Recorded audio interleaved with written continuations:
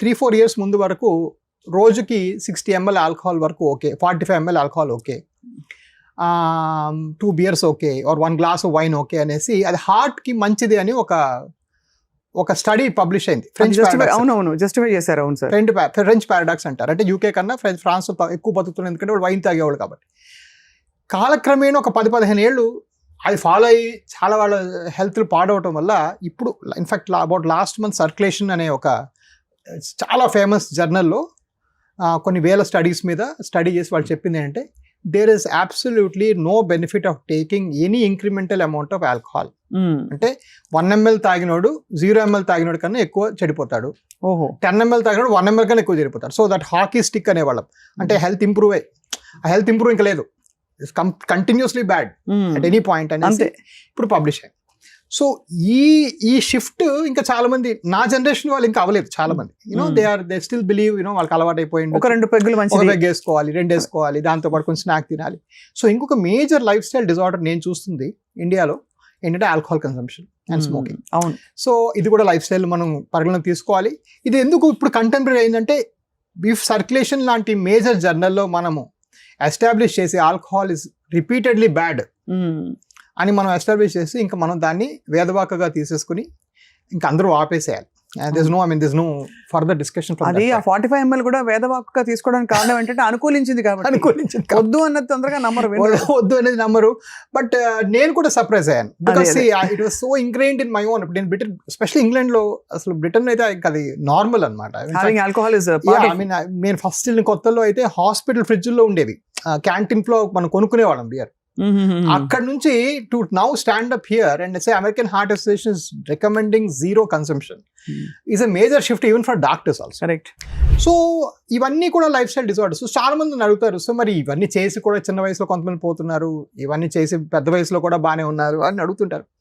But ఓవరాల్గా life style వరకు నేను మాట్లాడాలంటే బీపీ షుగర్ నార్మల్గా పెట్టుకొని కొలెస్ట్రాల్ నంబర్స్ తక్కువగా ఉంటే రోజుకి 30 to 40 minutes వాకింగ్ చేస్తూ ఆ బాడీ BMI అనేది 25-26 లోపల మెయింటైన్ చేసుకుంటే 99% chance you live a very healthy life till 80 years. Smoking drinking చేయకపోతే ఈ 5 అంటే ఇంకా చాలా బేసిక్ లెవెల్లో చాలా రీజనబుల్ గా చెప్పారు యాక్చువల్లీ. బికాస్ మరీ స్ట్రిక్ట్ రూల్స్ పెడితే ఎవరు బతకలేని రోజులు, స్ట్రెస్ ఎక్కువ అయిపోయింది కదా సార్. అందరూ ఒక ఏదో అవుట్లెట్ వెతుక్కుంటున్నారు. అంటే తాగడం గురించి ఒకటే కాదు, ఈవెన్ డీవియేషన్స్, కొంచెం రెస్టారెంట్కి వెళ్ళి తినాలి, చిన్నవని. సో అది. బట్ మీకు ఎలా వచ్చింది సార్ ఈ లైఫ్ స్టైల్ రిలేటెడ్ డిజార్డర్స్ లో మీ ఇంట్రెస్ట్?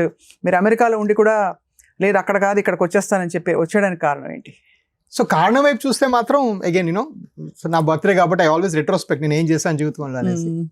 సో కారణం వైపు చూస్తే మాత్రం it was a huge opportunity అండి. నేను ఎప్పుడు కూడాను ఒక వైద్యుడికి అమెరికాలో చాలా బాగుంటుంది లైఫ్, ఫెంటాస్టిక్గా ఉంటుంది, quality of life, Monday to Friday work, Saturday Sunday సెలవులు అన్నీ బాగుంటాయి, 401k ప్లాన్ అని ఉంటుంది, డబ్బులు అలా బ్యాంక్లో పడిపోతూ ఉంటాయి. బట్ హ్యావింగ్ సెడ్ దట్ ఒక వైద్యుడికి ఏంటంటే you can also make a mass level change, అంటే ఒక 10 మంది లైఫ్ని కూడా ఇంప్రూవ్ చేసే అవకాశం వెరీ ఫ్యూ జాబ్స్లో ఉంటుంది. If I was working for a bank or something నాకు అంత ఉండదు. అవును. Whereas here was a chance to effect a life of more than 1, more than 10, more than 100, more than 1000. Somehow నాకు అది ఎప్పుడు ఆ వైరాలిటీ బాగా నచ్చేది జీవితంలో. I want to impact lives. I want ఇప్పుడు నేను forget varicose veins, forget vascular surgery, నా మాట మీరు 10 మంది వాళ్ళ ఆల్కహాల్ మానేసి థ్యాంక్ యూ డాక్టర్ లెటర్ రాస్తే ఐ బి వెరీ హ్యాపీ. అది రైట్. అలా మీరు చెప్తున్నారు అందరికీ? నేను నాకు హాస్పిటల్ అసలు ఇన్ఫాక్ట్ మీరు ఎవరైనా స్పెషల్ స్మోకింగ్ అయితే వాళ్ళకి ముందే చెప్పేస్తాను, మీరు ఫీజు కట్టినా మీకు ఆపరేట్ చేయను, మీరు లాస్ట్ సిగరెట్ మీరు ఇందాక తాగింది అనుకుని అని మీరు నాకు ప్రామిస్ చేస్తేనే సర్జరీ, లేకపోతే సర్జరీ లేదు. స్మోకింగ్ అయితే ఐఎమ్ వెరీ స్ట్రైట్ ఫార్వర్డ్, ముందే చెప్పేస్తాను, వేస్ట్, ఎందుకంటే మనం తగ్గదు కూడా మనం చేసిన. సో అదొకటి. రెండోది ఏంటంటే అది విచిత్రమైన లైఫ్ అండి అమెరికాలో. మనం వెళ్ళినప్పుడు అమెరికా చాలా ఇస్తుంది, కానీ మనం 10 రూపాయలు సంపాదించుకుని చాలా తీసుకుంటుంది కూడా. 40% ట్యాక్స్ ఇది అది అని తీసుకుంటుంది మన దగ్గర.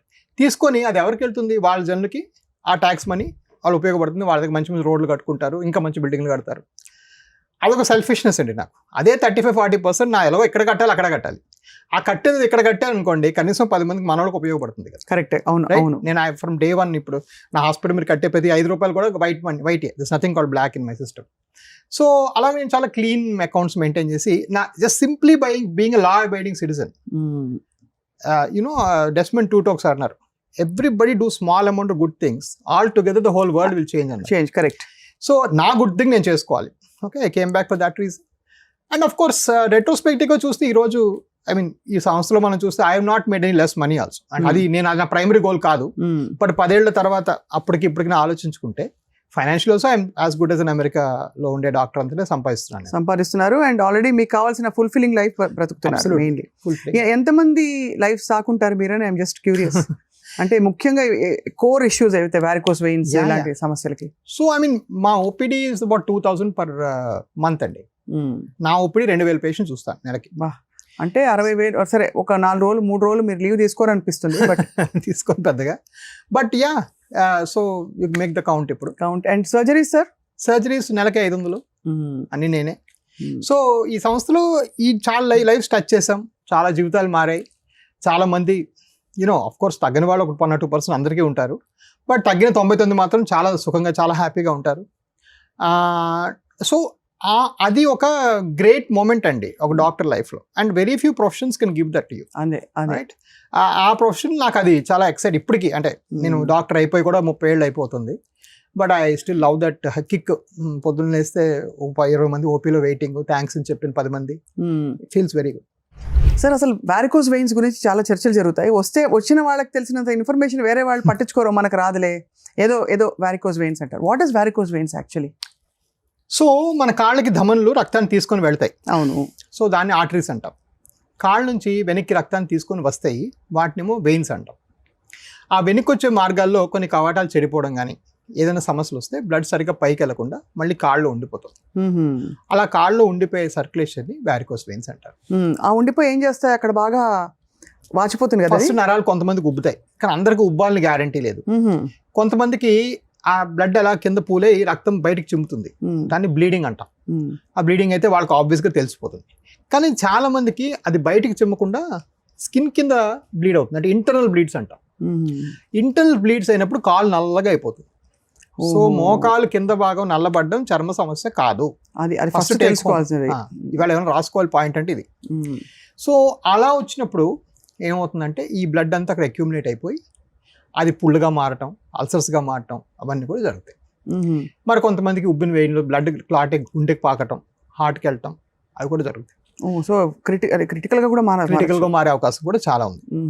సో ఇవన్నీ కూడాను వాస్కులర్ సమస్యలు. బట్ ఇక్కడ మరి దీనిలో ఎందుకు స్పెషలైజ్ చేశారు డాక్టర్ గారు అంటే, విచిత్రం యాక్చువల్గా అది అందరికీ ఎప్పటి నుంచో తెలిసే విధమైన విషయమే, నేను కనిపెట్టింది కాదు. నేను వచ్చి తెలుసుకొని కనిపెట్టుకునే విషయం ఏంటంటే, ఇండియాకి వచ్చిన తర్వాత, India is a land of wonders అండి. మీరు పేపర్లో చదివింది, పుస్తకం చదివింది ఏది ఇండియాలో ఉండదు.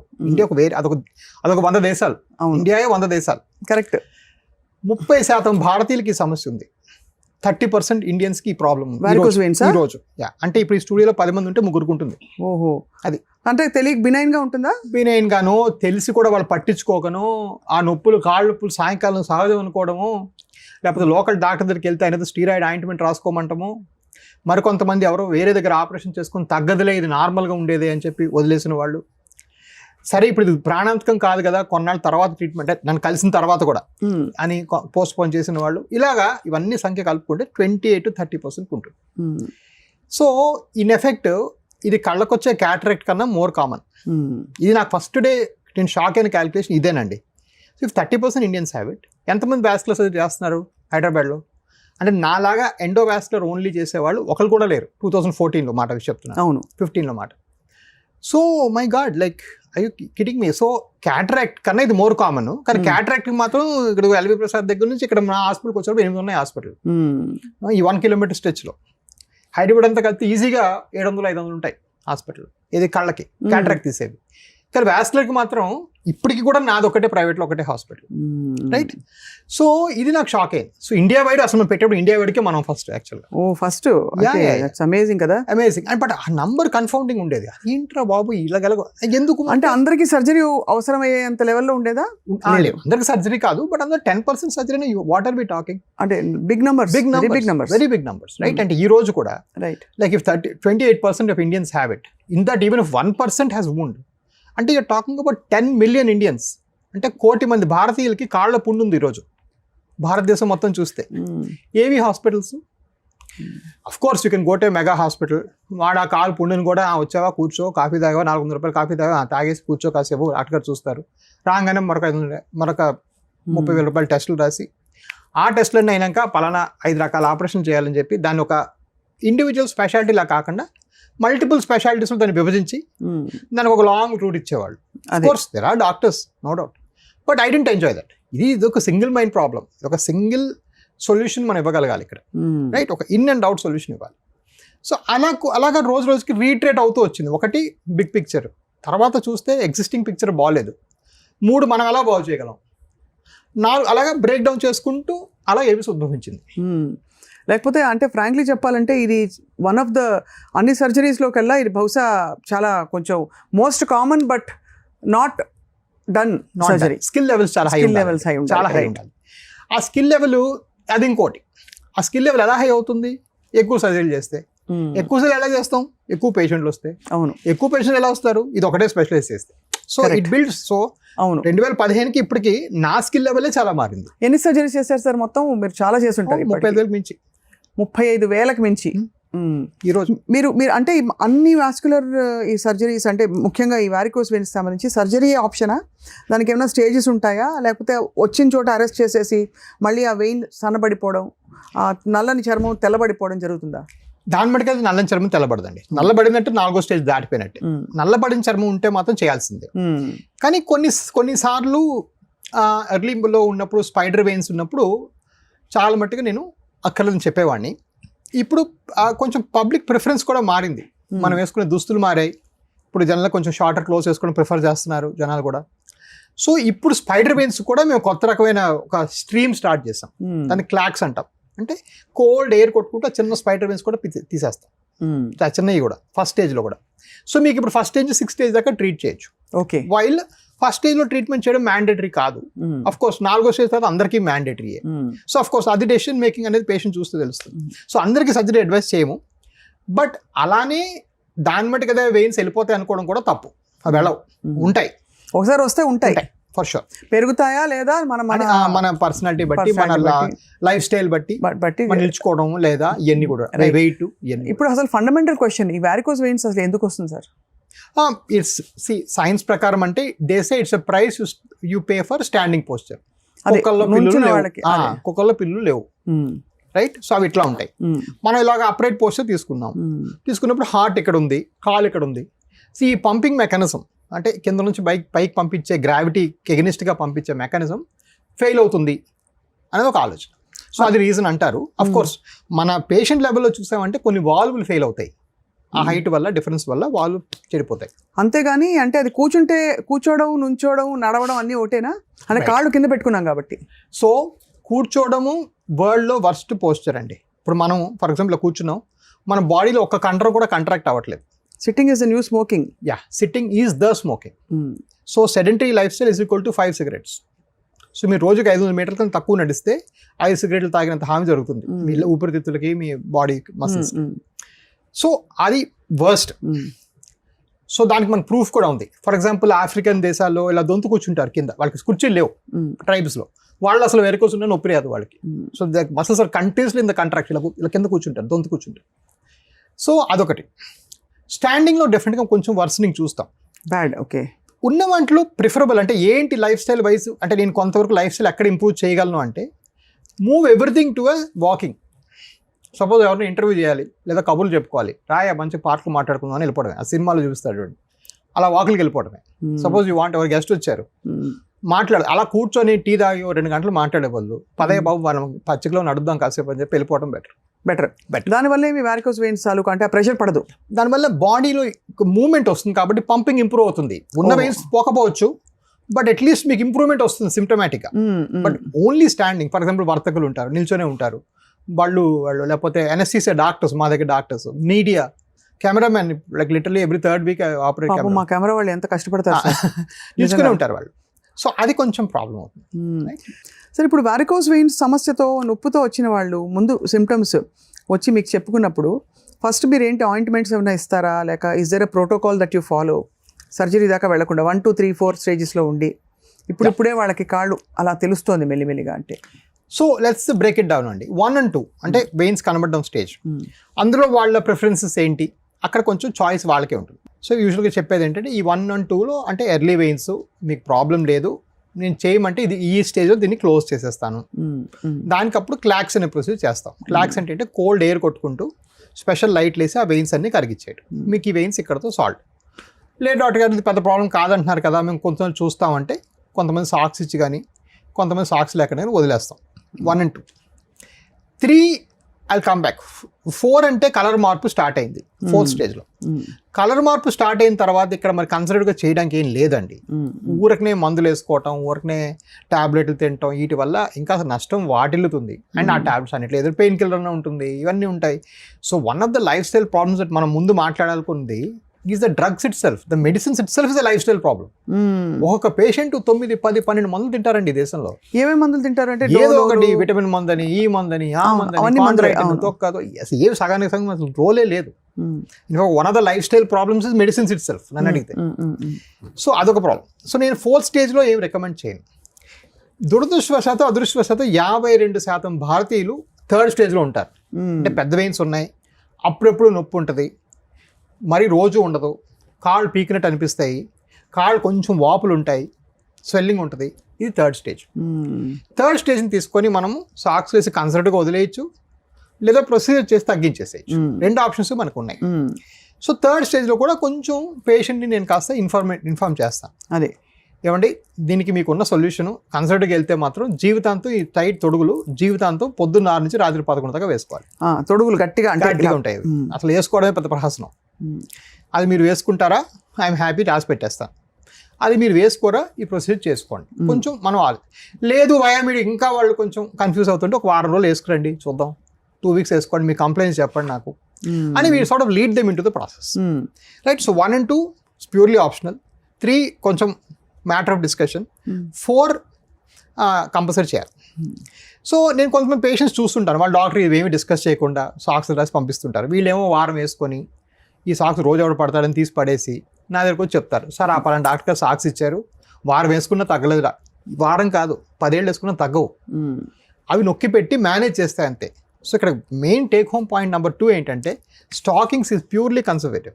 అంటే మీరు వేసుకున్న రోజు తగ్గుతాయి, వేసుకున్న రోజు తగ్గవు. It does nothing to your varicose vein system. అదేం క్యూర్ చేసేసి కోర్ కాజ్ అయితే అది పోదు. పోవాలంటే ఏం చేయాలి? సర్జరీ చేయాలి, వదిలేనే వదిలే అంతే. సర్జరీ చేస్తేనే అవుతుంది. సో అలా కొంత కోపింగ్ మెకానిజంతో వాళ్ళని హ్యాండ్ హోల్డ్ చేసి ఇంకా తప్పనిసరి అయితే సర్జరీ దాకా వెళ్తారు. సర్జరీ అంటే భయపడతారు కదా చాలా మంది. చాలా ఇప్పటికి అంటే ఇది యాక్చువల్గా మేము అమెరికాలో దీన్ని సర్జరీ అనమండి. We to call it no touch techniques. So actually we touch but we call it no touch. అంటే కంపేర్ టు సర్జరీ కాదని. ఇండియాలో అంటే అలాంటి వాళ్ళు కన్ఫ్యూజ్ అవుతారు. సో మైనర్ సర్జరీ అని చెప్పుకోవాలి. బట్ మీరు మోడర్న్గా ఇప్పుడు మేము గ్లూ అనేది చేస్తున్నాం. ఫర్ ఎగ్జాంపుల్ గ్లూలో అయితే ఒక చిన్న నీడిల్తో అయిపోతుంది. మీకు ఎక్కడ కట్ చేయడం, కుట్లేయడం, మత్తు తీయడం లేకుండా ఉంటుంది. గ్లూ అంటే ఏంటి సార్? ఏం చేస్తారు గ్లూ అంటే? సో ఇప్పుడు మనం వెయిన్ ఉంటుంది, ఈ వెయిన్ లోపలికి వెళ్తాం, వెళ్ళి లేజర్ చేస్తాం కామన్గా. ఈ లేజర్ చేసినప్పుడు ఈ లేజర్ వేడి ఈ వెయిన్ తగులుతుంది. అది మరీ పైకి వెళ్లకుండా చుట్టూ ఇంజెక్షన్లు ఇస్తాం, దాన్ని ఎనస్థీసియా అంటాం. అది ఇస్తే ఏంటంటే ఈ వెయిన్ లోపలికి కృషించిపోతుంది. ఈ గ్లూలో ఏంటంటే ఇలాగే లేజర్ వైర్ పెడతాము, కానీ ఈ గ్లూ ఇలా కొంచెం కొంచెం విడి చేస్తాం. ఇది కెమికల్ కాబట్టి మీకు ఇక్కడ వేడి తగలదు. సో ఇంజెక్షన్ బాధ ఉండదు. సో గ్లూ అనేది కంప్లీట్లీ పెయిన్లెస్, పావుగంటలు అయిపోతుంది. రైట్. సో అలాంటి ప్రొసీజర్ చేసుకోవడానికి అసలు సర్జరీ అని అనకూడదు యాక్చువల్గా. అసలు సర్జరీ మీరు చెప్తుంటే నేను ఏదో ఇంకా కోసి బాగా పెద్ద హడావుడు ఉంటుందేమో అనుకున్నాం. అసలు ఉండదు. నడుములు సూది ఇవ్వడం కూడా ఉండదు. లోకల్ ఇస్తారా పూర్తిగా? జస్ట్ ఆ ఏరియా లోకల్ ఇస్తారు. So it's actually day care procedure. Complete day care. ఇవాళ 11 ఆపరేషన్లు అందరూ వెళ్ళిపోయి మీకు పంపించి వస్తున్నాను. ఇక్కడ 11 ఆపరేషన్స్ చేశారు. 12 యాక్చువల్లీ. 12. సరే ఇది అందరికీ అందుబాటులో ఉంటుందా? కాస్ట్ ఎఫెక్టివా? యా అందరికీ అందుబాటులో ఉంటుంది. ఇన్సూరెన్స్ అన్ని కవర్ చేస్తాయి, సీఎం రిలీఫ్ ఫండ్లు కవర్ చేస్తాయి. కాస్ట్ ఎఫెక్టివ్ అంటే సి యూనో ఇండియాలో ఎలా ఆలోచన ఉండదని రూపాయి అంటే అమ్మో రూపాయా అంటారు కూడా. అమ్మో రూపాయి అని అంటారు, అహో రూపాయే అంటారు. So there is no end to this cost cutting or cost sort of sticker shock అంటాను. Sticker shock syndrome. అంటే స్టిక్కర్ చూడక స్టిక్కరా. నా ఇక్కడ బిగ్గర్ పాయింట్ అది కాదండి. Bigger point effort benefit. So ఇక్కడ హెల్త్ కేర్లో 2 పాయింట్స్ ఉంటాయి. ఒకటి కాస్ట్, ఇంకోటి ఎఫర్ట్. అంటే మనం వెళ్ళి మోకాలు మార్పిడి చేసుకున్నాం, ఈ డాక్టర్ 1,00,000 చేశాడు, పలానా పెద్ద డాక్టర్ గారు 2 లక్షలు అన్నారు. సరే, ₹1,00,000 వ్యత్యాసం. కానీ ఒకవేళ ఈ మోకాలు ఆపరేషన్ ఫెయిల్ అయితే ఈ డాక్టర్ గారు వెనకాల తిరిగి మీరు ప్రతిసారి సపోజ్ మీరు ఖమ్మంలో ఉన్నారనుకోండి. ఇవాళ పేషెంట్ చెప్పాడు నాకు, సార్ ఖమ్మం నుంచి నేను 7-seater కార్ వేసుకొని వచ్చి పోవడానికి నాకు అయ్యే కార్ రెంట్ 11,500 సార్ ప్రతిసారి. అవును. మీరు 3 సార్లు రమ్మన్నారు, మీరు అది ఎందుకు ముందు చెప్పలేదు అన్నాడు నాకు పేషెంట్. ఫర్ ఎగ్జాంపుల్ ఇవాళ నా పేషెంటే, ఒకసారి ఆలోచించుకోండి, అతనికి ఒక 5 సార్లుగా నీ రీప్లేస్మెంట్ కోసం వెనక్కి ముందుకు రావాలంటే ఇది 1 లక్ష అయిపోయింది అక్కడే. సో ఎఫర్ట్కి కూడా మనం ఒక ప్లాన్ పెట్టాలి. అవును కరెక్ట్. ఒక మూల్యం ఉంటుంది. అవును రైట్. ఈవేళ మనం ఇక్కడ కూర్చొని ఇక్కడ నేను ఒక 2 సజ్జలు ఆపుకొని కూర్చున్నా అంటే there some effort, and my effort has be compensated, right. అలాగే